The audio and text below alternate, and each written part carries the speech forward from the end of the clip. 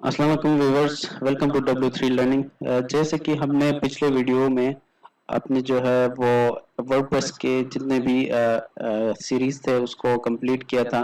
उसके अंदर मैंने आपको बताया था कि आप किस तरह से विदाउट कोडिंग जो है वो वेबसाइट बना लेते हो और उसको किस तरह से जो है अपने लोकल पीसी से उसको जो है वो आप लाइव पे लेके जाते हो, फिर वहां से आप जो है डोमेन और होस्टिंग किस तरह से परचेज करते हैं, वो सारी जो है प्रोसीजर आपको बताई थी मैंने।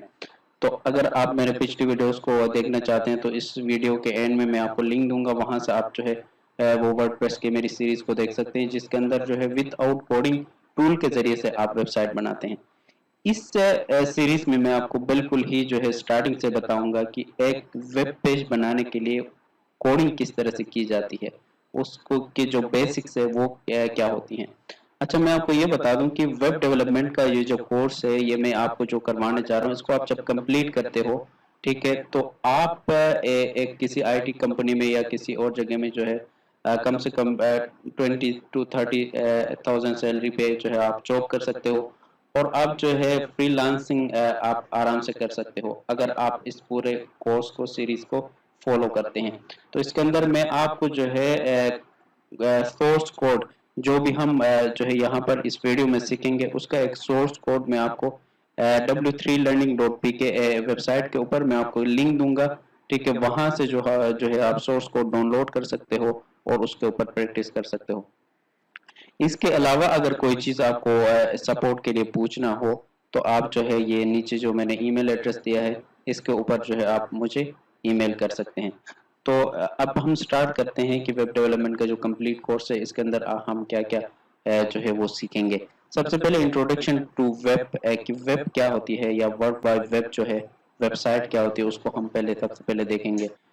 उसके अंदर जो है वेबसाइट बनाने के लिए जो लैंग्वेजेस यूज होते हैं उसके अंदर सबसे पहले HTML5 आता है, फिर CSS3 आती है। ठीक है, उसके बाद जावा स्क्रिप्ट हम देखेंगे, jQuery देखेंगे, एजेक्स देखेंगे और फिर जो है हम PHP और MySQL देखेंगे जो कि हमारी वेबसाइट को डायनेमिक करने के लिए यूज होती हैं।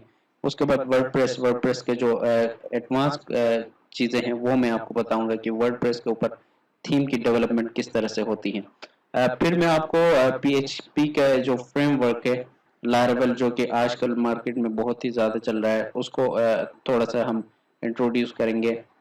उसके बाद फिर हम जो है वो जावा स्क्रिप्ट की लाइब्रेरी जो है रिएक्ट जो बहुत ही पॉपुलर है, ठीक है, जिस जो कि फेसबुक जिसके ऊपर बना हुआ है, जिस टेक्नोलॉजी के ऊपर उसको हम देखेंगे। अगर आप रिएक्ट सीखते हो तो आप मोबाइल एप्लीकेशन भी जो है वो डेवलप कर सकते हो। तो व्यूवर्स, जैसे कि मैंने आपको बताया था कि इस सीरीज के अंदर मैं आपसे जो है वो सोर्स कोड भी शेयर करूंगा। तो सोर्स कोड जो है वो आप मेरी वेबसाइट से उठा सकते हैं w3learning.pk से। तो इसके अंदर जो जो मैं आपको चीज़ें सिखाऊंगा उसके आखिर में जो है वो एक प्रोजेक्ट हम बनाएंगे, जिस तरह से एक स्टैटिक और रिस्पॉन्सिव वेबसाइट हम बनाएंगे जो कि मोबाइल के ऊपर भी जो है वो एज अ मोबाइल एप्लीकेशन की तरह ही बिल्कुल खुल जाएगी। ठीक है, उसके बाद जो है जावास्क्रिप्ट का एक फॉर्म बनाएंगे हम जिसके अंदर पूरी जावास्क्रिप्ट की वैलिडेशन लगी होगी। अब आगे जाकर मैं आपको बताऊंगा कि वैलिडेशन क्या होती है, ये सारी चीजें मैं आपको बिल्कुल क्लियर तरीके से बताऊंगा। फिर जाके हम एक डायनेमिक वेबसाइट बनाएंगे। ठीक है, डायनेमिक वेबसाइट ये होता है कि आप यूजर से ठीक है यूजर से डेटा लेते हैं अपने पास, ठीक है ना, और उसको एक डेटाबेस के अंदर स्टोर करते हैं। ठीक है, उसको हम कहते हैं डायनेमिक वेबसाइट। ठीक है, जिसके पीछे एक डेटाबेस की कनेक्टिविटी भी होती है। इसके अंदर वेब सर्विसेज का भी एक कंसेप्ट होता है जो मैं आपको आगे जाके ये एक एडवांस कंसेप्ट है API का, ये भी मैं आपको आगे जाके सिखाऊंगा। अच्छा, हम सबसे पहले ये सीखेंगे कि मैं आपको बताऊंगा कि वर्ल्ड वाइड वेब जो है वेबसाइट, ठीक है ना, वेब पेज क्या होता है। ठीक है, तो ये टिप बर्नर-ली एक जो है साइंटिस्ट थे, इन्होंने जो है इन्वेंट किया था WWW वर्ल्ड वाइड वेब। ठीक है, अच्छा, तो वेब पेजेस क्या होती हैं, तो उसको हम किस तरह से समझेंगे कि वेब पेज दरअसल जो है वो इंटरलिंकिंग ऑफ वेब्स होती हैं या पेजेस होती है आपस में। जो वेबसाइट होती हैं वो वेब पेजेस, मुख्तलिफ किस्म के वेब पेजेस मिल के जो है एक वेबसाइट बनाते हैं। या वेब बनाते हैं, वर्ल्ड वाइड वेब बनाते हैं, वो किस तरह से उसको जो है वेब पेज को बनाने के लिए जो लैंग्वेज यूज की जाती है, जो कोडिंग जिस लैंग्वेज पे होती है वो HTML कहलाती है। ठीक है, जिस तरह की एक वेबसाइट है, ठीक है, गूगल एक वेबसाइट है जिसके ऊपर आप कोई भी चीज सर्च करते हैं तो आपके सामने बहुत सारे जो है वो लिंक्स खुल जाते हैं रिजल्ट के तौर पर। आप उन हर लिंक के ऊपर, उन लिंक के ऊपर किसी भी लिंक पे आप क्लिक करते हैं तो वो एक अलग से पेज आपको पेज के ऊपर लेके जाता है। तो जितने भी पेजेस आपस में जो इंटरलिंक होंगे उसको हम जो है वो वेबसाइट या वर्ल्ड वाइड वेब कहेंगे। ठीक है, अच्छा, उसके बाद जितने भी हमारे वेब पेजेस होते हैं उनके लिए जो है हमें एक इंटरनेट ब्राउज़र चाहिए होता है। ठीक है, वेब ब्राउज़र चाहिए होता है, और उसके साथ जो है एक इंटरनेट की कनेक्शन हमें चाहिए होती है जिसके ऊपर जो है वो वेबसाइट आपकी खुल जाए। उसके ऊपर हम एक URL कॉल करते हैं, या यूनिफॉर्म रिसोर्स लोकेटर, जो कि उस URL के ऊपर वो एक IP होती है दरअसल। उसको URL जो है उसके साथ टैग किया जाता है किसी नाम के साथ, उसको जो है फिर आपकी वेबसाइट उससे खुल जाती है। तो व्यूअर्स, सबसे पहले हमें क्या क्या चीज़ें चाहिए होंगे वो मैं आपको बता देता हूँ। सबसे पहले आपके पास जो है वो एक इंटरनेट ब्राउज़र का होना ज़रूरी है। ठीक है, चाहे आप गूगल क्रोम कर लें या जो है फायरफॉक्स कर लें। तो मेरे पास जो है गूगल क्रोम है, तो प्रेफर मैं ये करूँगा कि आप ये गूगल क्रोम यूज़ करें।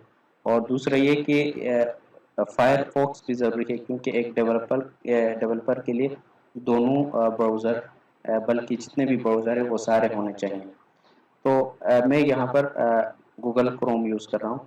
इसके साथ साथ आपको जो है वो एक अदद एडिटर, ठीक है, वो चाहिए होगा।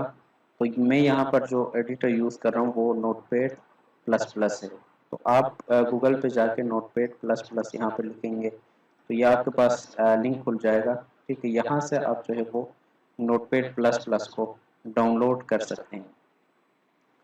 ठीक है, मेरे पास ऑलरेडी डाउनलोड है। जब आप इसको डाउनलोड करके इंस्टॉल करोगे तो आपके पास इस तरह से जो है वो आ जाएगा।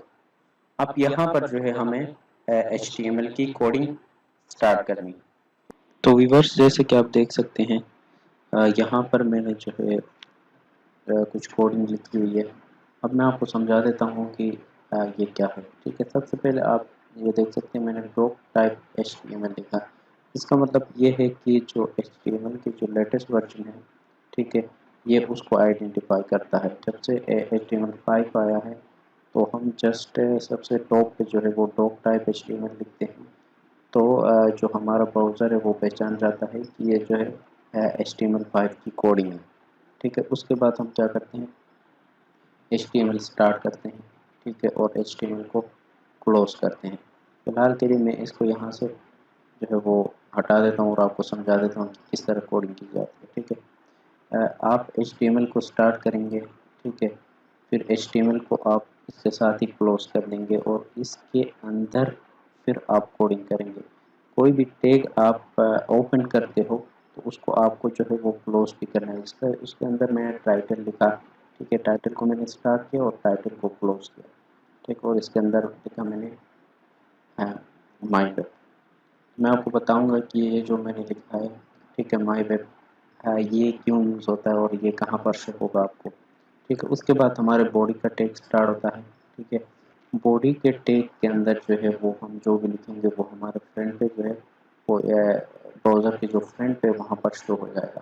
ठीक है, इसके अंदर मैंने एक हेडिंग दी है और H1 जो है वो हेडिंग के लिए यूज़ होता है और पैराग्राफ के लिए P यूज़ होता है। अब हम देखते हैं कि ये किस तरह से शो कर रहा है। अब हम इसको क्या करेंगे, कंट्रोल S करके सेव करेंगे। आप किस तरह से इसको सेव करोगे, कंट्रोल S या सेव एस में जाएंगे आप। ठीक है, मैं डेस्कटॉप पर इसको सेव कर लेता हूँ। अब यहाँ पर इसका जो फॉर्मेट है वो आपको HTML करना है। ठीक है, HTML आपने किया और इसको जो है जस्ट यहाँ पर वेब माई वेब .html, ठीक है, एमएल करके इसको मैंने सेव कर दिया। ठीक है, जब मैं सेव करता हूँ, ठीक है, फिर मैं इसको खोल लेता हूँ आपके सामने, तो आप ये देख सकते हैं कि इस तरह से ये जो है मेरे सामने आ रहा है। अब इस पर आप चेक कर सकते हैं, जो माई वेब टाइटल जो मैंने यूज़ किया था वो यहाँ पर शो हो रहा है। तो आप टाइटल के अंदर जो भी लिखेंगे तो वो आपको इस जगह में शो हो जाएगा, और ये आपकी हेडिंग है, उसके बाद ये आपका पैराग्राफ है। ठीक है व्यूअर्स, ये जो है बेसिक जो HTML की कोडिंग की जो बेसिक थी वो हम, तो व्यूअर्स हमने HTML को देखा, ठीक है, HTML की कोडिंग को हमने सीखने की कोशिश की। तो एक जो है वो स्टैटिक वेबसाइट या एक स्टैटिक वेब पेज बनाने के लिए तीन लैंग्वेजेस हम यूज़ करते हैं, या तीन जो है वो रूल्स को हम फॉलो करते हैं। सबसे पहले जो है वो HTML है, जिसको हमने अभी देखा। उसके बाद सेकंड जो है वो CSS है, जिसके अंदर जो है हमारी डिज़ाइनिंग कवर हो जाती है। और थर्ड जो है वो JS है या जावास्क्रिप्ट है। इसकी जगह में आप jQuery भी यूज़ कर सकते हैं। jQuery भी जो है जावास्क्रिप्ट की ही एक लाइब्रेरी है। ठीक है, जब हम इन तीनों को मिक्स अप करते हैं या इन तीनों के ऊपर काम करते हैं, तो हमारा एक जो है वो स्टैटिक वेबसाइट बनती है, या एक जो है वो वेब पेज बनता है, कंप्लीट वेब पेज बनता है। अच्छा, हम अब देखेंगे कि इस HTML को तो हमने देखा था, CSS क्या होता है। CSS का जो फुल फॉर्म है वो कैस्केडिंग स्टाइल शीट है। ठीक है, और CSS के अंदर हम वो रूल्स को डिफाइन करते हैं जो HTML को बताती हैं कि वो उसको HTML को ब्राउज़र पे किस तरह से प्रेजेंट होना है। ठीक है, उसके अंदर हम HTML के टैग्स के अंदर कुछ चीज़ें ऐसी डिफाइन करते हैं कि जो ब्राउज़र के अंदर जो है वो चेंजेस हमारे आते हैं। किस तरह से, मैं आपको एक यहाँ पर मैंने एग्जांपल दी है कि 3 लेयर्स होते हैं एक वेब को डिज़ाइन करने के लिए। ठीक है, उसके अंदर सबसे पहले उसका स्ट्रक्चर डिज़ाइन किया जाता है। HTML के ज़रिए से हम उसका स्ट्रक्चर डिज़ाइन करते हैं, जिस तरह एक बिल्डिंग है। ठीक है, उसका स्ट्रक्चर हमने सबसे पहले ड्रॉ किया। उसके बाद उसकी जो बिहेवियर है या उसकी कलर है, ठीक है, उसकी डिज़ाइनिंग हम करते हैं। ठीक है, वो स्टाइल शीट जो है वो हम CSS के अंदर करेंगे। और जो थर्ड है, ठीक है, उसकी बिहेवियर, कि उसके अंदर क्या क्या बिहेवियर चेंजेस हमने करनी है, वो हम जो है जावास्क्रिप्ट को यूज़ करते हुए करते हैं। तो चलिए व्यूअर्स, हम स्टार्ट करते हैं कि CSS किस तरह से हम जो है अपनी कोडिंग के अंदर अप्लाई करते हैं। तो CSS के 3 टाइप्स होती हैं। सबसे पहले हम यहाँ पर सीखेंगे वो है इनलाइन CSS।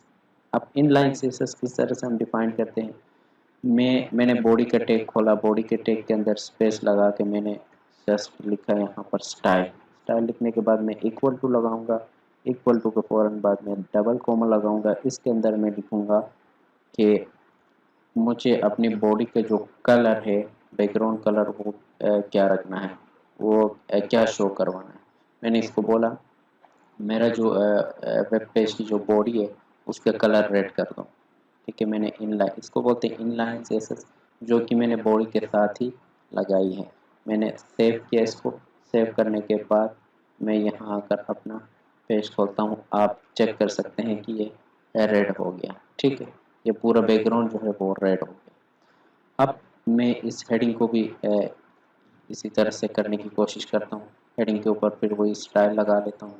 स्टाइल लगाने के बाद इक्वल टू के बाद मैंने लिखा भाई जो हमारी हेडिंग है उसके कलर को आप चेंज करके वाइट कर दो, सॉरी वाइट कर दो। ठीक है, मैंने वाइट किया, सेव किया। सेव करने के बाद मैं खोल लेता हूँ अपने ब्राउज़र पे, या चेक कर सकते हैं ये जो है वाइट हो चुका। ठीक है, अब मैं आपको बताऊंगा कि सेकंड टाइप जो हमारी उसकी CSS की, वो कहलाती हैं आपकी इंटरनल CSS। अब हम इंटरनल CSS के बारे में देखेंगे कि इंटरनल CSS क्या होती है। जिस तरह से इनलाइन CSS नाम से जाहिर है कि लाइन के अंदर ही जो है, जो HTML का टैग है उसके अंदर ही जो है हम स्टाइल का टैग खोल के इसके अंदर ही उसको डिफाइन करते हैं। जो हमारी इंटरनल CSS है उसको हम क्या करेंगे, जहाँ पर हमारी कोडिंग ख़त्म होती है उससे बाहर निकल के हम जो है वो स्टार्ट करेंगे। ठीक है, जिस तरह से मैंने यहाँ पर स्टाइल का टैग यहाँ से मैं खोलूँगा और स्टाइल का टैग सेम क्लोज करूँगा। क्लोज करने के बाद इस स्टाइल के टैग के अंदर मैं ऊपर के जितने भी टैग्स है उसकी CSS इसके अंदर डिफाइन करूँगा। और मैं बोलता हूँ बॉडी, ठीक है, बॉडी मैंने दिया। मैंने बोला भाई बॉडी को जो है वो आप बैकग्राउंड कलर दे दो ब्लू, ठीक है। और फिर मैंने यहाँ के बोला H1 को, जो मेरा हेडिंग है, H1 को आप जो है वो कलर दो, ठीक है, रेड। मैंने सेव किया इसको और मैं यहाँ आके खोलता हूँ, ये आप देख सकते हैं, ठीक है, चेंजेस आ गई हैं, ठीक है। ये है हमारी जो है वो इंटरनल CSS, ठीक है। अब जो है हम थर्ड टाइप की जो CSS है वो सीखेंगे। वो हमारे पास होती है एक्सटर्नल CSS। अच्छा, एक्सटर्नल CSS क्या होती है मैं आपको पहले बता देता हूँ। एक्सटर्नल CSS के अंदर ये होती है कि जो है आपकी जो CSS होगी वो इस फाइल में नहीं होगी, ठीक है। आप CSS बिल्कुल ही अलग जो है एक फाइल खोल के इसके ऊपर जो है वो जिस तरह से मैंने यहाँ पर किया था, आपको स्टाइल टैग खोलने की ज़रूरत नहीं है। आपने जस्ट यहाँ पर दिया बॉडी, ठीक है। बॉडी देने के बाद बॉडी के अंदर आपने लिखा बैकग्राउंड कलर,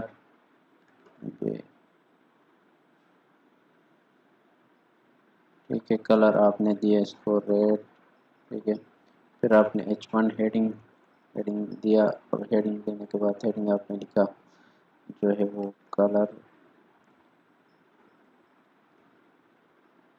वाइट, ठीक है। वाइट लिखने के बाद आपने इसको ऐसे कर दिया।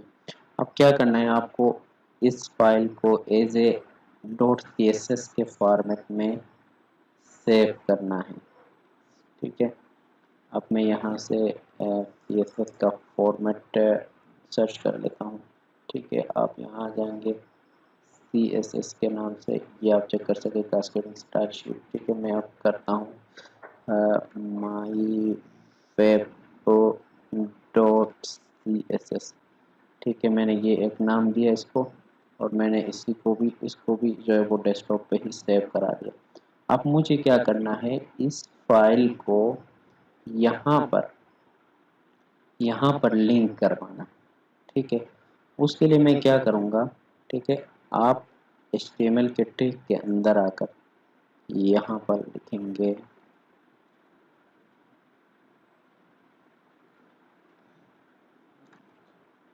ठीक है, लिंक लिखा आपने, href दिया। तो व्यूवर्स HTML को हम आगे कंटिन्यू करते हैं। तो इसके अंदर एक चीज़ होती है जो हम पढ़ेंगे अभी, फॉर्मेटिंग एलिमेंट्स, ठीक है।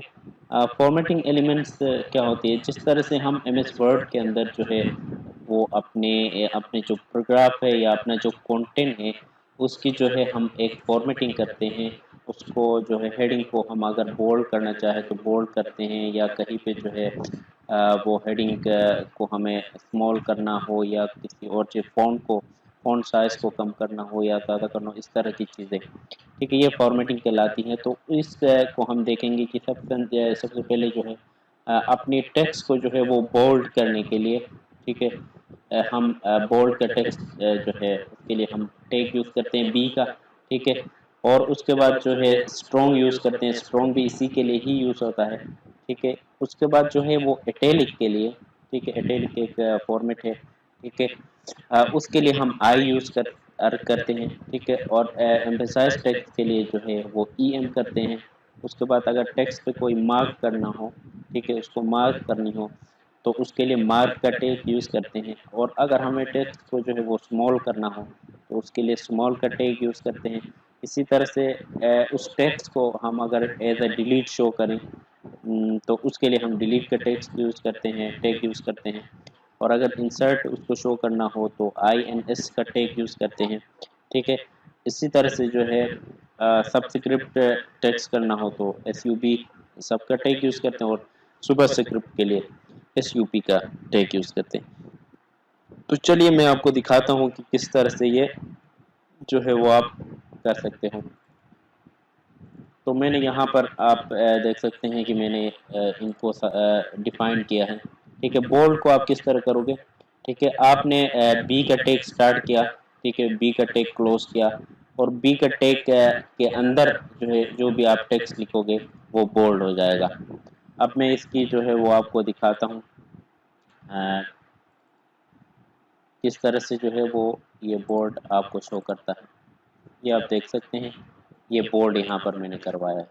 ठीक है, मैं इसके बैकग्राउंड को जो है वो नॉर्मल कर देता हूँ, क्योंकि ये CSS मैंने यहाँ पर जो है वो लिंक करवाई है, तो उस वजह से ये कर रहा है। तो मैं इसको यहाँ से फ़िलहाल के लिए हटा देता हूँ, हटा के इसको सेव करता हूँ। ठीक है, सेव करने के बाद रिफ्रेश करता हूँ, तो ये अब जो है नॉर्मल हो गया मेरे पास। ठीक है, ये बोल्ड है हमारे पास। अब नीचे जो है मैंने स्ट्रॉन्ग दिया है, स्ट्रॉन्ग भी जो है वो बोल्ड के लिए ही यूज़ होता है, तो इनमें से आप कोई भी यूज़ कर सकते हैं। उसके बाद नेक्स्ट जो है वो इटैलिक है हमारे पास, इटैलिक का टैग है। ठीक है, इसको हम इस तरह से सेम इसी तरह यूज़ करेंगे। आई का टैग स्टार्ट होगा, आई का टैग एंड होगा, और उसके बीच में जो है हम कोई भी पैराग्राफ या कोई भी टेक्स्ट लिखेंगे तो वो उसको इटैलिक कर देगा। इसी तरह से जो EM का टैग है, ठीक है, और मार्क का टैग है, मार्क का टैग हम इस तरह से जब लगाते हैं तो वो हमारे लिए यूँ शो हो जाता है। ठीक है, उसके बाद हम स्मॉल का टैग यूज़ करते हैं, वो टेक्स्ट को जो है वो स्मॉल करते हैं, फ़ॉन्ट साइज़ को कम कर देता है। और डिलीटेड का टैग जब यूज़ करते हैं तो वो डिलीटेड जो है वो टेक्स्ट आ जाती हैं। ठीक है, और इंसर्ट के लिए हम जो है वो अंडरलाइन करते हैं उसको, और सबस्क्रिप्ट और सुपरस्क्रिप्ट तो वो आपको पता है। ठीक है, तो ये कुछ टैग्स थी। अब आगे चलते हैं व्यूअर्स कि आगे हम HTML में और क्या देखने वाले हैं।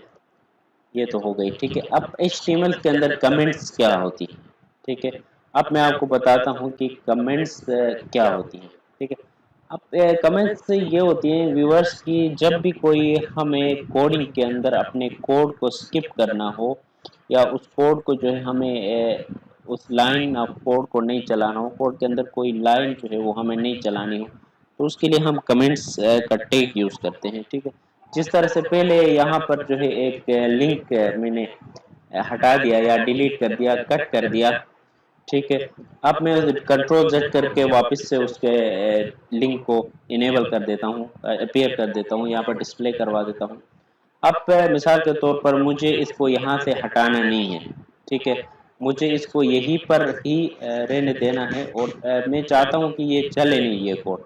अब मैं देखें ये इसको इंक्लूड मैंने किया। ठीक है, कोडिंग के अंदर इंक्लूड करने के बाद मैं इसको सेव करता हूँ, तो जो है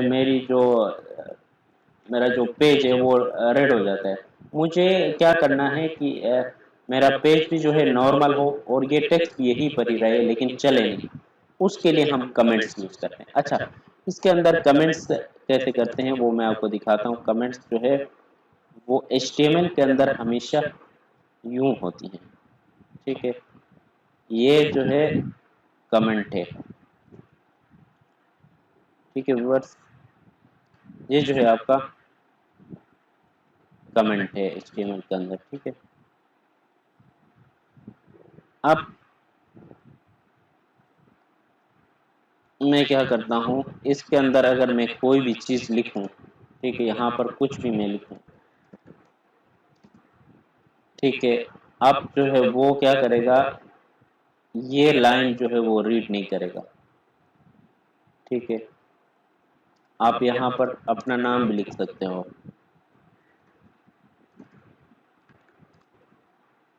ठीक है,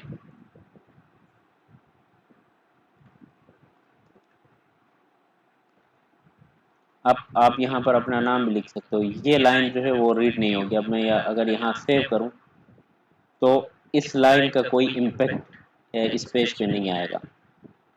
अब मैं क्या करता हूँ, मैं चाहता हूँ कि ये जो लिंक है, लाइन है, ये जो लाइन ऑफ कोड है, ये जो है मुझे यहाँ पर भी रहे, और जो है वो चले नहीं वो कोड।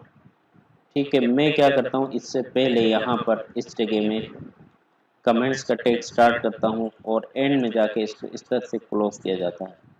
ये आप चेक कर सकते हैं। ठीक है, इसके बीच में मैंने इसको यहाँ पर रखा। अब ये जो है चलेगा नहीं, यहाँ पर तो है लेकिन चलेगा नहीं। अब यहाँ जाकर मैं रिफ्रेश करूँ, देखें इस कोड को क्या किया, इसने स्किप कर दिया। अब मैं क्या करता हूँ, वापस से इसको खोल देता हूँ। ये देखें, मैंने वापस से इसको खोल दिया और सेव कर दिया। ये आप चेक करें, ये फिर से जो है वो अपीयर हो गया। अब मैं क्या करता हूँ, ये कर देता हूँ, ठीक है। इसको बोलते हैं कमेंट्स, ठीक है। HTML के अंदर जो है वो आप कमेंट्स इस तरह से करते थे। इसी तरह से मुख्तलिफ जो है डिफरेंट लैंग्वेजेस के अंदर हम डिफरेंट कमेंट्स के वेज को यूज़ करते हैं। अगर आप जावास्क्रिप्ट में जाएंगे तो वहाँ कमेंट्स कुछ अलग तरीके से होती हैं। इसी तरह से जो है वो PHP में अलग तरीके से होती हैं। तो हर लैंग्वेज के अलग अलग जो है वो सिंटैक्स से कमेंट करने के थी, ठीक है, कोड को कमेंट करने के लिए। तो चलिए हम नेक्स्ट अपने टॉपिक की तरफ जाते हैं। अच्छा, HTML के अंदर कलर्स हम किस तरह से लगा सकते हैं, कलर्स क्या होती हैं, ठीक है। तो उसके लिए RBG एक कलर का एक तरीका है जिसके अंदर जो है हम मुख्तलिफ जो है कलर्स को वो यूज़ करते हैं।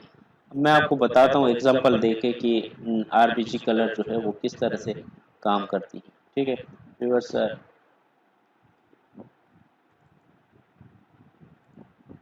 अच्छा, यहाँ पर आप चेक करें कि एक तो होता है सिंपल कलर, ठीक है। ये मैंने जैसे कलर करके आगे मैंने लगा दिया कलर, ठीक है। अब मैं ये नीचे वाली कोडिंग फिलहाल के लिए कमेंट कर देता हूँ आपको समझाने के लिए कि मेरा जो ऊपर का कोड है वो चले, बाकी नीचे का कोड फिलहाल जो है वो कमेंट हो। तो मैं आपको बताता हूँ कि ये किस तरह से जो है वो काम करता है। यह आप चेक कर सकते हैं कि ये सिंपल जो है वो कलर थे, ठीक है। ये वाइट कलर है, ठीक है। ये कोई और कलर है, ये इस तरह के कलर भी करेंगे, ठीक है। ये आप किस तरह से कर सकते हो ये भी मैं आपको बताऊंगा। इसके लिए आपको क्या करना, देखें एक तो होता है सिंपल कलर, हम रेड वाइट जो है उस तरह से यूज़ करते हैं, और एक होता है कलर पिकर से हम ये यूज़ करते हैं, ठीक है। अब इसके अंदर भी अलग अलग हैं। अब मैं इसको यहाँ से राइट क्लिक करो आप, ठीक है। यहाँ से आप राइट क्लिक करेंगे, राइट क्लिक करने के बाद इंस्पेक्ट पे क्लिक करें, ठीक है। अब ये पिक कहाँ से करते हैं कलर, ठीक है। इंस्पेक्ट करके आप यहाँ गए, ठीक है, इस लाइन पे आए। अब आगे इस जगह पे आप जाएं, ठीक है, स्टाइल के नीचे राइट कॉर्नर की तरफ बिल्कुल ही, वहाँ पर आप देखें बैकग्राउंड कलर जो आपने कोडिंग पे यहाँ पे दिया था वो आपको यहाँ शो कर रहा है, ठीक है।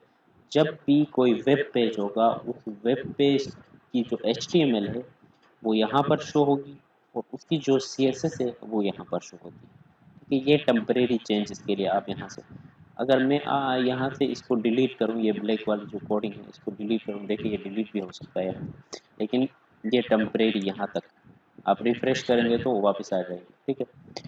अब मैं क्या करता हूँ, इस बैकग्राउंड कलर के ऊपर जाके यहाँ से इसके ऊपर क्लिक कर देता हूँ, तो मेरे पास एक खुल जाती है, एक ऑप्शन खुल जाता है, ठीक है, एक पॉपअप खुल जाता है। अब मैं इस पॉपअप के ऊपर क्लिक करके, ठीक है, और मैं इसको मूव कर देता हूँ, ये देखिए कलर चेंज हो रहा है इसका, ठीक है।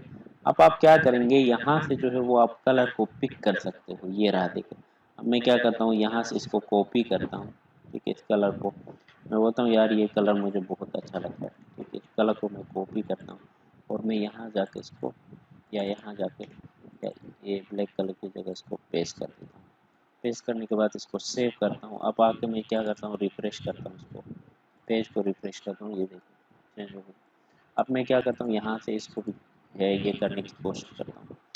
ये एक फ्रंट एंड डेवलपर के लिए बहुत ज़रूरी है कि वो इंस्पेक्ट एलिमेंट करके अपनी कोडिंग के अंदर जो है वो चेंज करे और जो है उसको जाके इम्प्लीमेंट करे, ठीक है। इसको मैं पर्पल कर देता हूँ, यहाँ से मैंने कॉपी किया इसको, ठीक है, और यहाँ जाके इसको मैंने पेस्ट कर दिया और मैंने सेव किया, यहाँ के रिफ्रेश किया, ये चेंज हो गया। अच्छा, एक बात ये आप नोट कर लेना कि यहाँ पर जो चेंज करने से जो है वो कोई परमानेंट कोडिंग के अंदर चेंज नहीं होती है। ये जस्ट हम जो है यहाँ से देखने के लिए कि कौन सा कलर जो है वो सही शूट कर रहा है या सही लग रहा है, यहाँ से हम इसको जस्ट जो है वेरीफाई करते हैं उसको, ठीक है। फिर यहाँ से उसको इम्प्लीमेंट करते हैं। अब मैंने इसको कर दिया, देखें मैं अगर रिफ्रेश करूँगा तो ये वापस अपनी हालत में आ जाएगा जब तक मैं जाके यहाँ पर चेंज ना कर दूँ। तो ये जो है जस्ट जो है वो देखने के लिए है, ठीक है। आप यहाँ से देखने के लिए इसको यूज़ करते हो। मैं यहाँ से इसको चेंज कर देता हूँ, ठीक है। चेंज करने के बाद अब मैं इसको यहाँ से कॉपी किया मैंने और यहाँ जाकर मैं इसको पेस्ट कर देता हूँ। कौन सा था? फोर्थ, ठीक है। मैं इसको पेस्ट कर देता हूँ। पेस्ट करने के बाद मैंने सेव किया, अब रिफ्रेश करूँगा तो ये आ जाए, ठीक है।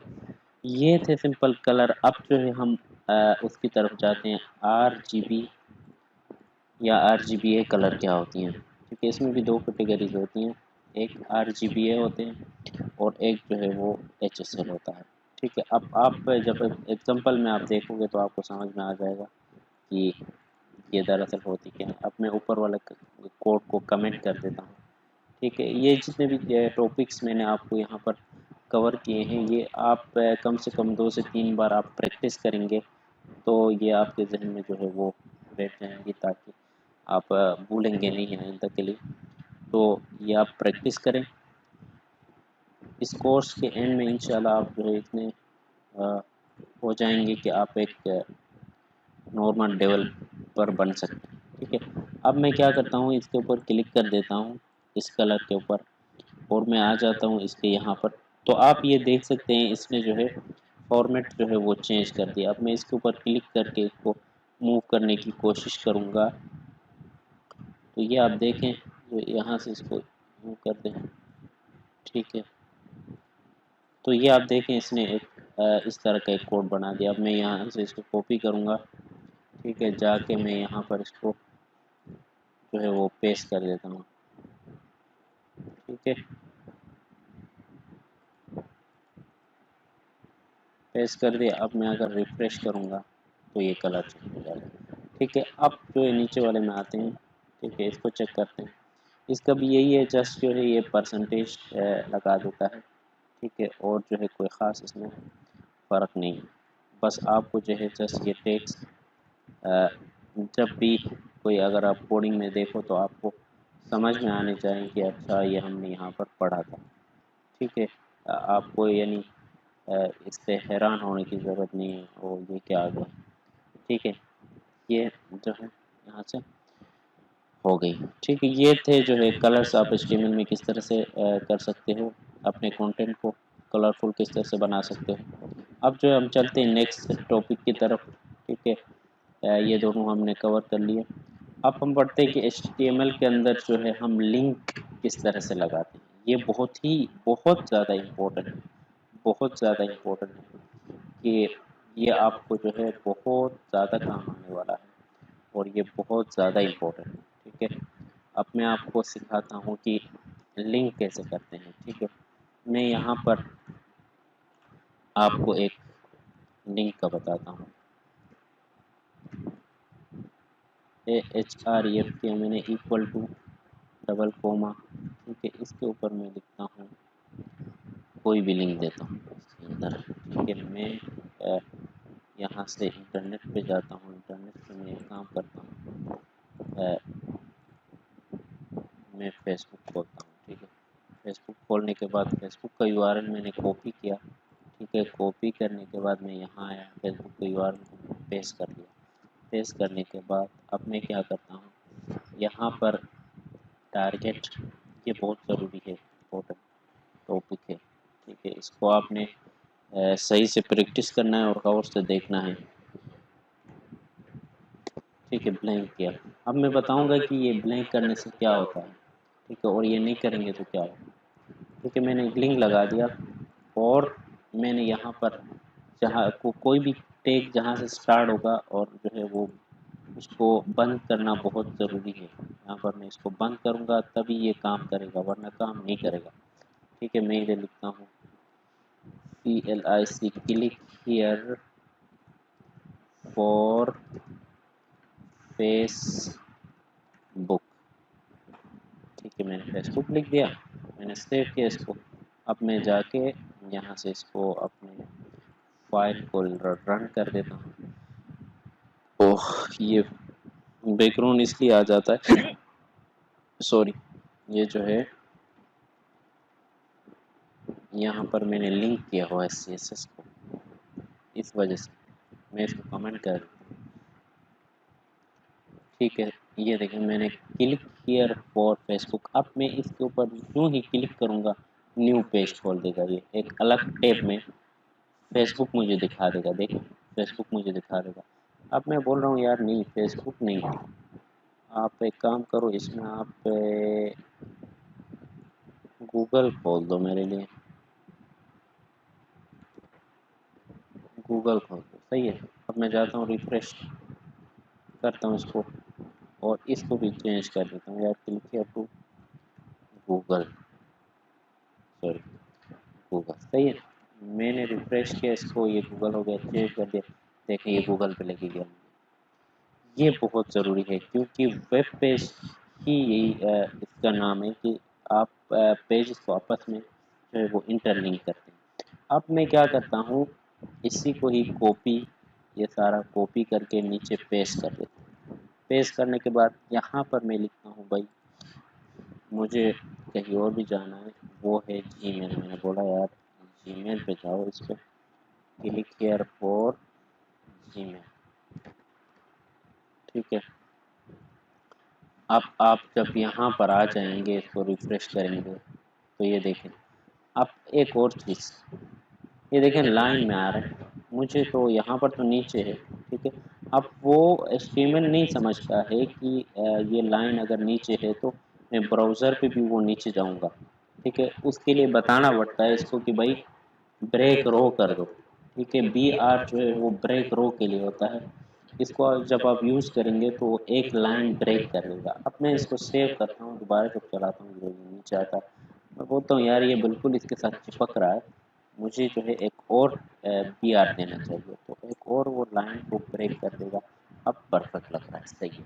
अब मैं जीमेल के ऊपर क्लिक कर देता हूँ, वो जीमेल के ऊपर लेके गया मुझे, और गूगल के ऊपर क्लिक कर देता हूँ, गूगल के ऊपर लेके गया। तो ये बहुत ज़रूरी है लिंक आपको देखना, क्योंकि लिंक आपके आगे जाके बहुत काम आने वाले हैं। अच्छा, अब ये चीज़ टारगेट जो है वो मैं हटा देता हूँ यहाँ से।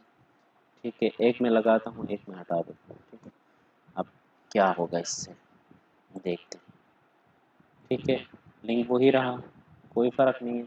अब मैं जब इसके ऊपर क्लिक करूँगा तो वो इसी पेज के अंदर ही गूगल के ऊपर चला जाएगा, और जब ब्लैंक पे क्लिक करूँगा तो ये पेज कहीं नहीं जाएगी, ये अपनी जगह पर ही है, ये एक नया टैब खोल देगा। ठीक है, अब ब्लैंक में और इसमें ये फ़र्क है, ब्लैंक में और आप ब्लैंक अगर नहीं लगाते हो। अच्छा, इसमें एक और टैग होता है जिसको बोलते हैं न्यू। अगर अब मैं न्यू लगाता हूँ तो वो एक नया मेरे लिए ब्राउज़र खोल देगा, ये आप चेक करें। ठीक है, तो ये जो है वो सेल्फ भी होता है, सेल्फ में जो है वो खुद ही यहाँ पर ही खोल देगा। ठीक है, तो ये चीज़ें जो है वो ज़रूरी है। चलें नेक्स्ट टॉपिक की तरफ चलते हैं। नेक्स्ट में हम क्या पढ़ेंगे? अच्छा, इसमें जो है कुछ और भी चीज़ें होती हैं।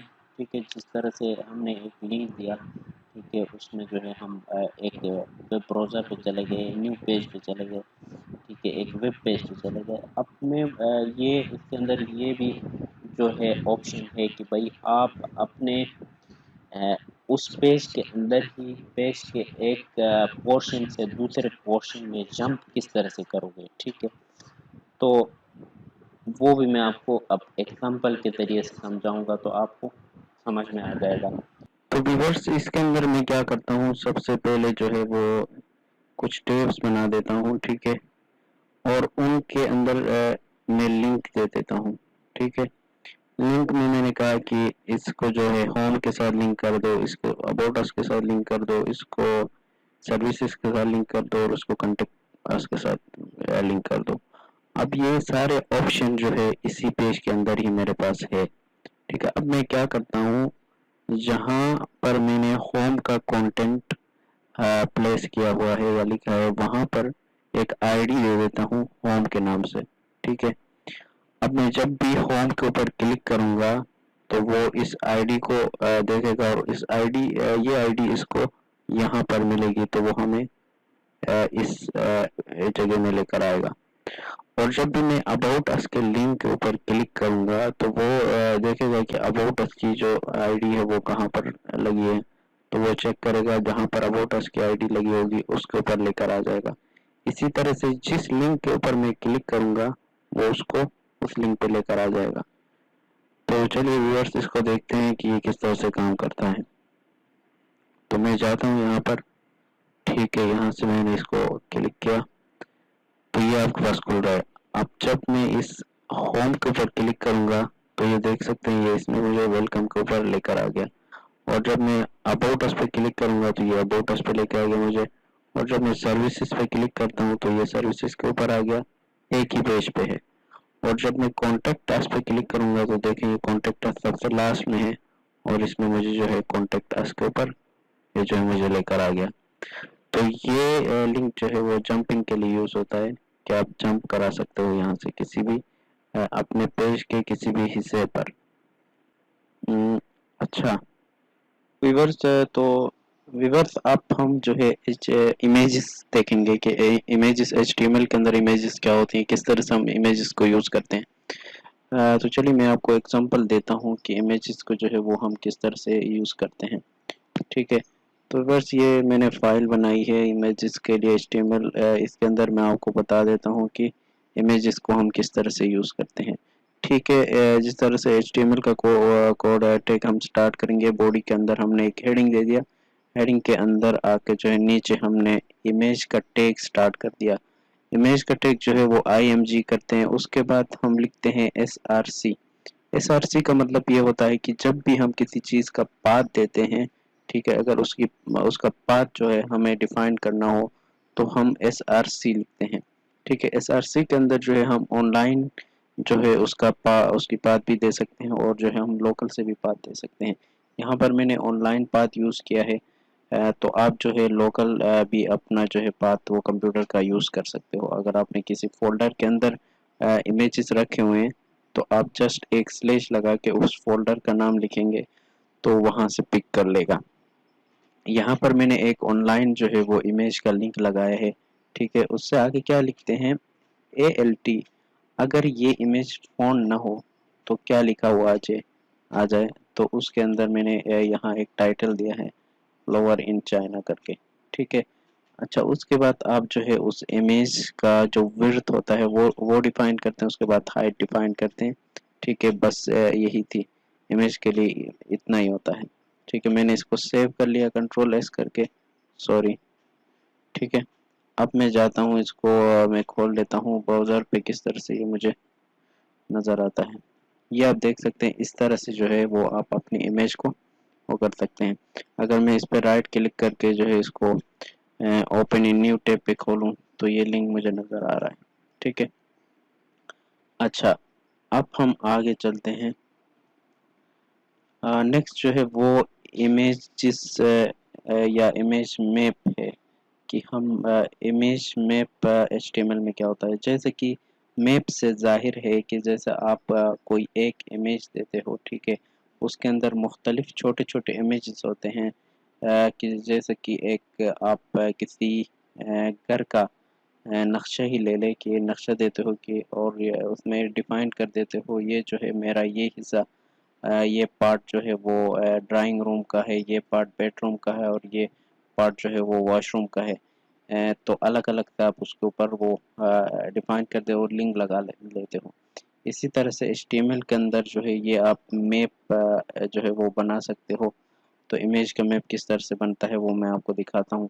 सबसे पहला मैं आपको ब्राउज़र पे व्यू करके दिखाता हूँ। जैसे कि मैंने यहाँ पर 3 इमेजेस जो है वो रखी हुई हैं। ठीक है, एक इमेज है उसके अंदर जो है वो 3 मुख्तलिफ जो है पार्ट है, समझे। ठीक है, अब मैं जहाँ पर भी लेकर जा रहा हूँ माउस तो मुझे कर्सर पॉइंटर नज़र आ रहा है कि इसके पीछे कोई लिंक है। ठीक है, जब मैं इस लैपटॉप पे क्लिक करता हूँ तो ये ज़रा खुल रहा है। ठीक है,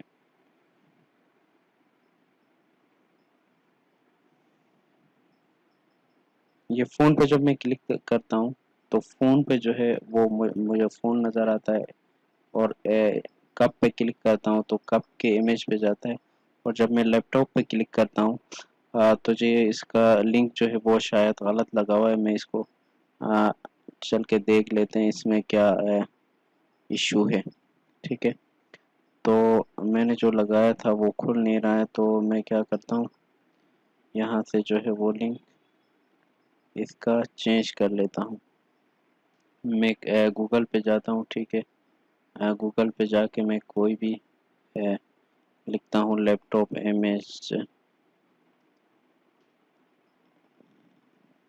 इमेज लिखता हूँ मैं। ठीक है, कोई भी इमेज यहाँ से हम उठाते हैं। ठीक है, और उसको राइट क्लिक करके उसको खोल लेते हैं। ये नहीं खुलेगी हमारे पास। अब हम इसको खोलने की कोशिश करते हैं। अच्छा, हम एक काम करते हैं, इसको डाउनलोड करते हैं अपने पास, ताकि इससे ये होगा कि हम लोकल में पाथ किस तरह से देते हैं वो भी आपको क्लियर हो जाएगा। ठीक है, मैंने ये डाउनलोड किया है अपने पास। अब मैं क्या करता हूँ, इसका पाथ देता हूँ यहाँ पर, जस्ट जो है सिंपल पाथ देता हूँ इसका। ठीक है, उसके लिए मुझे क्या करना है, मैं यहाँ जाता हूँ, यहाँ से कंट्रोल शिफ्ट दबा के इसको एंड के ऊपर लेके जाता हूँ। इसको मैं यहाँ से ख़त्म करता हूँ। फिर मैं क्या करता हूँ, यहाँ पर जाके जहाँ पर मेरी फाइलें हैं यहाँ एक फ़ोल्डर बना लेता हूँ।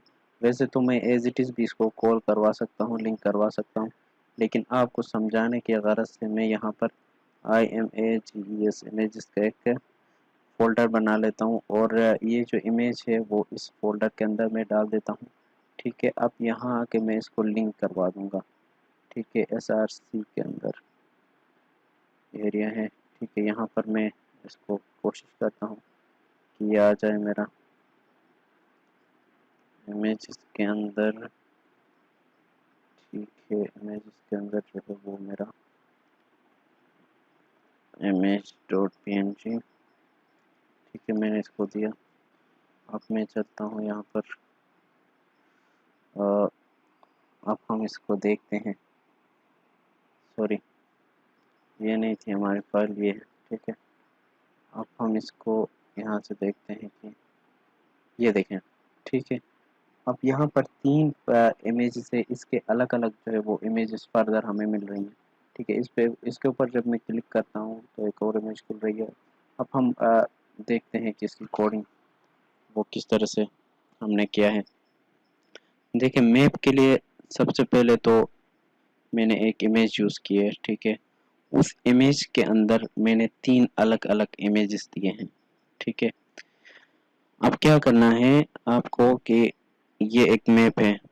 ठीक है, इस मैप के अंदर मैप का टैग मैंने यूज़ किया। ठीक है, और उसके अंदर मैंने एक टैग यूज़ किया एरिया।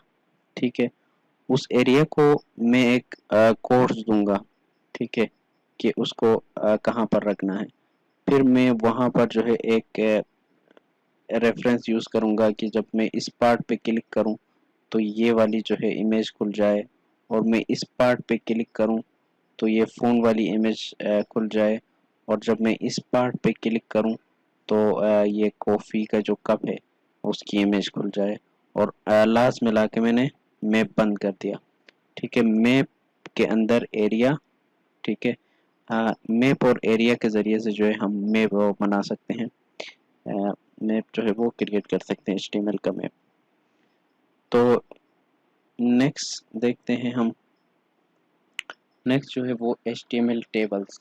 ठीक है, जैसे कि आपने टेबल देखा होगा, आप वर्ड पे टेबल बनाते हो, एक्सेल पे आप टेबल बनाते हो। ठीक है, इसी तरह HTML के अंदर भी वो टेबल जो है वो बहुत ज़रूरी होता है।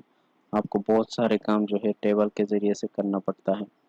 तो मैं यहाँ से जो है टेबल आपको दिखा देता हूँ। सबसे पहले मैं व्यू पे दिखा देता हूँ, इसका व्यू किस तरह आपको नज़र आ रहा होगा। ये आप चेक करें, ये मैंने एक टेबल व्यू कराया है। ठीक है, कंपनी है, ये कंपनी के नाम आ रहे हैं, ये कॉन्टेक्ट्स है और ये कंट्री है। ठीक है, अब आप जो है किस तरह से ये क्रिएट कर सकते हो, तो इसके सोर्स कोड को देख लेते हैं हम। ठीक है, मैंने टेबल को खोला। सही है, अब देखें आप, सबसे पहले तो स्टाइल पे हम बात पे आते हैं। सबसे पहले हम जो है वो टेबल का टैग देखते हैं। ठीक है, मैंने एक हेडिंग लगाया, हेडिंग के अंदर जो है मैंने सबसे पहले टेबल का टैग यहाँ पर टेबल का टैग मैंने स्टार्ट किया, ठीक है। फिर टेबल का टैग जो है मैं एंड करूँगा, क्लोज करूँगा। इसके अंदर मैंने एक टीआर का टैग लगाया, ठीक है। टीआर का टैग मैंने स्टार्ट किया, टीआर का मतलब टेबल रो, ठीक है। टेबल रो मैंने स्टार्ट किया, क्लोज किया। अब इस रो के अंदर जो है वो मैं टेबल्स की जो है वो हेडिंग दूंगा, ठीक है। हेडिंग मैंने दिया कंपनी, कॉन्टेक्ट और जो है वो कंट्री, जो ऊपर आपको हॉरिजेंटली नज़र आ रहे थे, ठीक है। उसके बाद फिर नीचे गया, मैंने एक और जो है वो रो क्रिएट किया, ठीक है। इस रो के अंदर फिर 3 कॉलम मैंने ऐड किए, अ, ये जो है फर्दर इसके हेडिंग के नीचे जो आ रहे हैं, ठीक है। अब जो है टेबल में 3 चीज़ें यूज होंगी। सबसे पहले टेबल, टेबल के अंदर टीआर, टीआर जो है वो टेबल रो, ठीक है। रो के अंदर फिर 3 कॉलम यूज होंगे। फर्स्ट जो कॉलम होंगे सबसे पहले वाले, वो टी एच से आप करेंगे, टी डी नहीं करेंगे उनको, टी एच करेंगे। टी एच से मुराद जो वो टेबल हेडिंग, ठीक है। जब टी एच आप लगाते हैं तो वो ऑटोमेटिकली उसको कर देता है, ठीक है, बोल्ड कर देता है। अच्छा, उसके बाद जो है हम आते हैं नीचे, तो फिर नेक्स्ट जो जितने भी आपके टी आर होंगे उनके अंदर जो है वो आप टी डी लगाएंगे, ठीक है। टी डी स्टार्ट करना है, क्लोज करना है, उसके अंदर जो है table data T D, table data, ठीक है, डेटा आपने डालना है। ये इसी तरह से जो है यहाँ पर क्लोज क्लोज होगा, इस सिंपल है। अब आते हैं इसके HTML पर, सॉरी CSS पर। CSS मैंने आपको बताया था जैसे कि इसने इंटरनल एक CSS लगाई है इसके अंदर। आप चाहो तो इसको उठाकर जो है वो हमने जो एक्सटर्नल CSS दिया था वहाँ पर भी आप उसको रख सकते हो। वहाँ पर भी रखोगे तो ये HTML यहाँ पर अप्लाई होगा, ठीक है। इसके अंदर इसने टेबल किया है, टेबल के अंदर जो है उसने टेबल को फॉन्ट दिया है, फॉन्ट फैमिली करके फॉन्ट फैमिली यूज किया है। अब बॉर्डर कोलैप्स, ठीक है। अब ये देखते हैं बॉर्डर कोलैप्स क्या है। अब मैं यहाँ जाता हूँ, यहाँ जाने के बाद मैंने इसको इंस्पेक्ट एलिमेंट करके यहाँ नीचे गया, ठीक है। अब टेबल के ऊपर मैं क्लिक करता हूँ और इसकी CSS यहाँ पर मुझे नज़र आ रही है। अब जो बॉर्डर कोलैप्स है, इसको मैं चेक करूँ कि ये क्या चीज़ है, तो इसको देखने के लिए जो चेक लगा हुआ है इसको आप अनचेक करें। अनचेक करेंगे तो ये जो है आपको इसकी CSS देखे नज़र आ रही है, ठीक है। अब बॉर्डर जो है वो कोलैप्स हो गए, ठीक है, बंद हो गए। आप अगर इसको रिमूव करेंगे तो बॉर्डर जो है वो आपको इस तरह से जो है वो अलहदा अलहदा नज़र आएंगे, ठीक है। तो मैं फ़िलहाल इसको अप्लाई कर देता हूँ। मुझे पता चल गया कि ये किस लिए यूज़ कर रहा है, ठीक है। अब मैं ये विड्थ देखता हूँ कि टेबल की विड्थ जो है अगर मैं कम कर लेता हूँ तो ये बिल्कुल ही छोटा हो जाता है, ठीक है। इसने 100% किया, जितना पेज होगा उस पे आ जाएगा। उसके बाद जो है फ़ॉन्ट फैमिली मैंने यूज़ किया है। फ़ॉन्ट फैमिली से मुराद है कि इसका जो फ़ॉन्ट है वो कौन सा है, ठीक है। मैं यहाँ से क्लिक करूँगा तो ये बिल्कुल ही जो है वो अजीब सा लग रहा है, इसलिए मैं इसको यहाँ से कर रहा हूँ, ठीक है। तो फ़ॉन्ट आप यहाँ से चेंज भी कर सकते हैं, ठीक है। यहाँ आपको मुख्तलिफ किस्म के फ़ॉन्ट जो है वो नज़र आ रहे होंगे, ठीक है। इस तरह के फ़ॉन्ट जो है आपको नज़र आएंगे, या इनमें से कोई भी जो है वो आप लगा सकते हो, ठीक है। फ़िलहाल मैं एज इट इज़ रहने दें, मैं रिफ़्रेश करता हूँ, ठीक है। उसके बाद हम आते हैं कि टेबल टी बॉडी के अंदर इसने कुछ CSS लगाई नहीं है, TR के अंदर भी इसने CSS नहीं लगाई है, ठीक है। फिर हम देखते हैं TH के अंदर इसने लगाया है बॉर्डर। अब ये बॉर्डर जो है 1 पिक्सल सॉलिड करके इसने एक बॉर्डर लगाया है। इसको मैं चेक कर लेता हूँ जो है वो किस लिए लगाया है। इसको अगर मैं अनचेक कर लेता हूँ तो देखें बॉर्डर मुझे बिल्कुल ही नज़र नहीं आ रहा है। बॉर्डर लगाने के लिए आपको क्या करना है, TH करेंगे तो आपको जो है TH के और TD के अंदर जितने भी वो बॉर्डर से वो नज़र आ रहे होंगे, ठीक है। अब जो ये टेक्स्ट लाइन इसने लेफ़्ट किया है, अगर मैं लेफ़्ट को हटा दूँ तो ये जो है सेंटर में जा रहा है, ठीक है। और पेडिंग इसने दिया है, पेडिंग को अगर मैं हटा दूँ यहाँ से पेडिंग को तो ये बिल्कुल ही जो है आउट नज़र आया। पेडिंग क्या करती है, पेडिंग आपकी जो डेटा है उसको सेपरेट करती है, ठीक है। अच्छा, उसके बाद इसने कोई CSS मेरे ख्याल से लगाई नहीं है। ये एक बैकग्राउंड कलर लगाया है इसने TR चाइल्ड पर। अब इसको देखते हैं कि ये मैंने क्यों लगाया है। तो यहाँ से आप टीआर के ऊपर आ जाएं तो टीआर पे इसने एक बैकग्राउंड लगाया है। अब मैं यहाँ से अगर इसको चेंज कर लेता हूँ तो देखिए ये रेड भी आप कर सकते हैं इसको, और जो चाहे वो आप जो है इसको कलर दे सकते हैं। ठीक है, मैंने इसको ये कर दिया। तो ये आप देख सकते हैं इस तरह से जो आप टेबल के सीएसएस के साथ छेड़ सकते हैं। तो चलते हैं नेक्स्ट हमारा टॉपिक लिस्ट। ठीक है, एचटीएमएल के अंदर लिस्ट क्या होती है एचटीएमएल। ठीक है, हम चलते हैं लिस्ट को देखते हैं कि लिस्ट किस तरह से हमने किया है। मुझे यहाँ पर नज़र नहीं आ रहा है लिस्ट।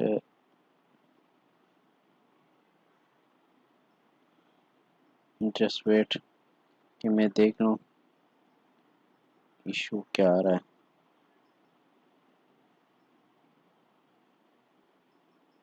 तो ये आप चेक कर सकते हैं व्यूअर्स, इस तरह से मैंने लिस्ट जो है वो शो करवाई है।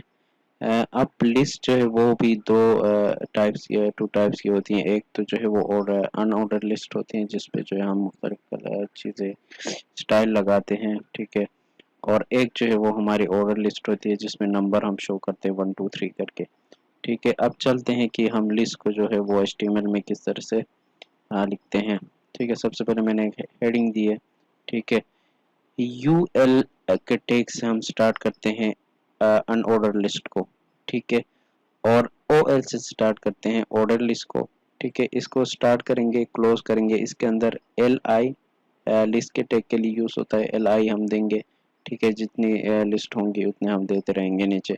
अब मैं इसको अगर यहाँ से बढ़ा दूँ तो ये आप चेक कर सकते हैं कि ये ज़्यादा होता जा रहा है। ठीक है, मैं इसको सेव करता हूँ और इसको भी मैं बढ़ा देता हूँ। तो ये मैं यहाँ पर आप देखें कि नंबर मैंने कहीं पर लिखा हुआ नहीं है 1 2 3, ये खुद ही जो है नंबर क्रिएट करता है।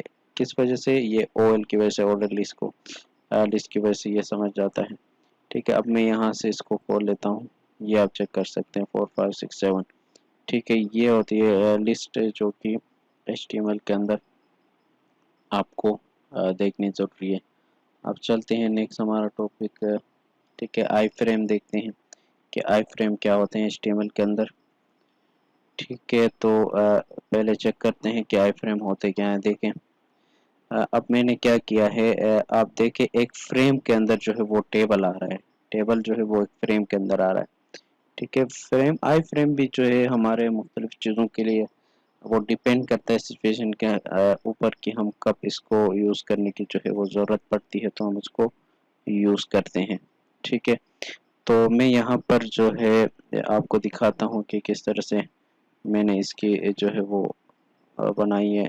सही है, और सबसे पहले इसके लिए आई फ्रेम के टैग से आप स्टार्ट करेंगे, फिर एसआरसी देंगे। एसआरसी मैंने आपको बताया था किसी भी चीज़ की जो है वो पाथ या जो है उसका लिंक अगर आपको डिफाइन करना हो तो एसआरसी लिखते हैं। ठीक है, तो एसआरसी के अंदर मैंने क्या कहा कि भाई टेबल डॉट एचटीएमएल को जो है इस फ्रेम के अंदर मुझे दिखाओ, और फ्रेम की साइज मैंने डिफाइन कर दी। इसकी हाइट जो है वो 200 है और विड्थ जो है वो 300 है। ठीक है, तो अगर मैं कम कर देता हूँ इसको, देखें अगर मैं इसको कर देता हूँ 250 तो मुझे स्क्रॉल नज़र आना चाहिए फ्रेम के अंदर हॉरिजेंटली। मैं अब अभी जाके इसको रिफ्रेश कर लेता हूँ तो आप देखें ये जो है नज़र आ रहा है मुझे स्क्रॉल। अब मैं इसको ख़त्म कर देता हूँ स्क्रॉल को, और मैं इसको दोबारा से जो है वो 300 कर देता हूँ और सेव करके यहाँ से इसको रिफ्रेश कर देता हूँ। ठीक है, जब मैंने रिफ्रेश किया इसको तो ये दोबारा जो है अपनी हालत में नज़र आ रहा है मुझे। इसी तरह से हाइट को भी जो है वो आप बढ़ा सकते हो। आप अगर हाइट बढ़ा देंगे तो ये जो है स्क्रॉल जो है आपका ख़त्म हो जाएगा। ये कहलाते हैं एचटीएमएल के अंदर आई फ्रेम्स या फ्रेम्स। ठीक है, अब हम चलते हैं नेक्स्ट हमारा टॉपिक जो है वो डिफ है। ठीक है, डिफ जो है वो भी बहुत ही इम्पोर्टेंट है एचटीएमएल के अंदर कि डिफ क्या होता है। सबसे पहले आप चेक करें, डिफ जो है वो एक सेक्शन अगर हम डिफाइन करें कि यहाँ से लेके यहाँ तक जो है वो एक सेक्शन है। इसके अंदर जो है हम मुख्तलिफ चीज़ें जो है अपनी कंटेंट को डाल दें, उसके बाद एक और टिप हम क्रिएट कर दें उसके अंदर डाल दें। तो ये जो है एक सेक्शन को आइसोलेट करने के लिए, अलग करने के लिए, अलग अलग सेक्शन में डिवाइड करने के लिए अपने पेज के लेआउट को, ठीक है, लेआउट को डिफाइन करने के लिए जो है वो यूज़ होता है। तो चलते हैं इसकी कोडिंग की तरफ कि हमने इसके अंदर क्या किया था। ठीक है, तो यहाँ पर मैंने देखें डिफ स्टार्ट किया है। ठीक है, अब ये क्लासेस के बारे में भी मैं आपको बताऊंगा, बल्कि मैंने सबसे पहले मुझे क्लासेस के बारे में बताना चाहिए, उसके बाद जो है वो डिफ बताना चाहिए। अब यहाँ पर देखें कि 3 अलग अलग जो है वो चीज़ें आ रही हैं।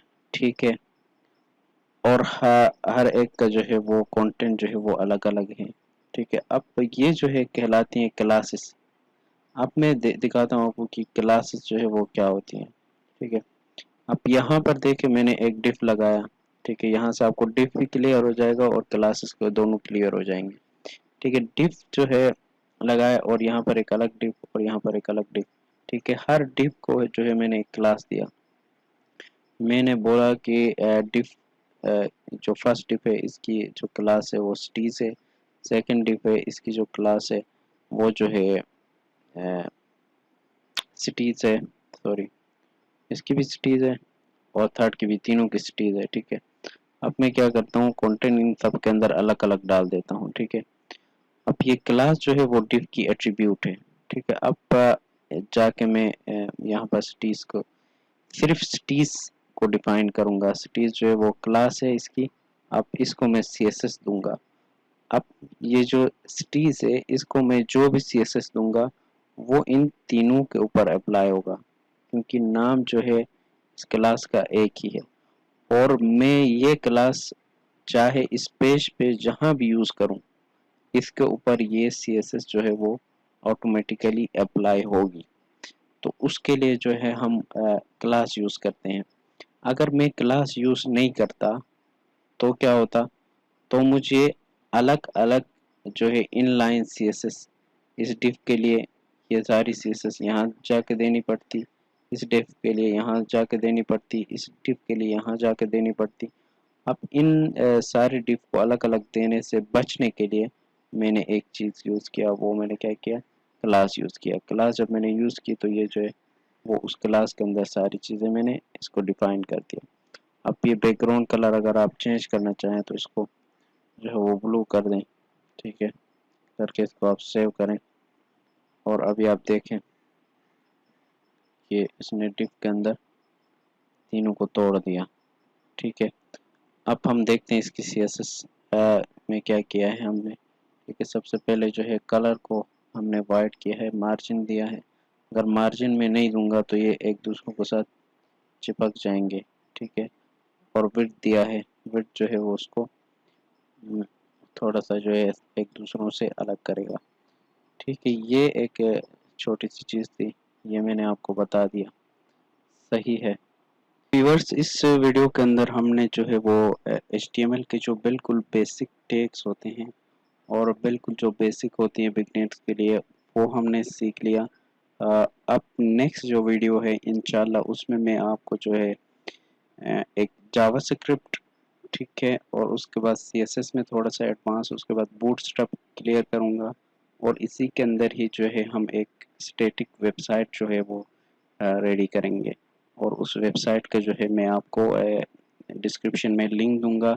और अभी तक जितना भी हमने काम किया है उन सब फाइलों का जो है वो एक मैं जिप बना के लिंक दूंगा, जो आप डिस्क्रिप्शन में दे दूंगा। वो आप वहां से उसको जो है डाउनलोड कर सकते हैं और अपने पास प्रैक्टिस कर सकते हैं। तो नेक्स्ट वीडियो तक आप प्रैक्टिस करें इसका। नेक्स्ट वीडियो में जो है हम फर्दर कुछ एडवांस चीज़ें सीखेंगे और इंशाल्लाह मैं आपसे जो है वो वादा करता हूँ कि नेक्स्ट वीडियो में मैं आपको एक वेबसाइट बना के दिखाऊंगा और उस वेबसाइट का लिंक भी आपको दे दूंगा। तो तब तक के लिए अल्लाह हाफिज़।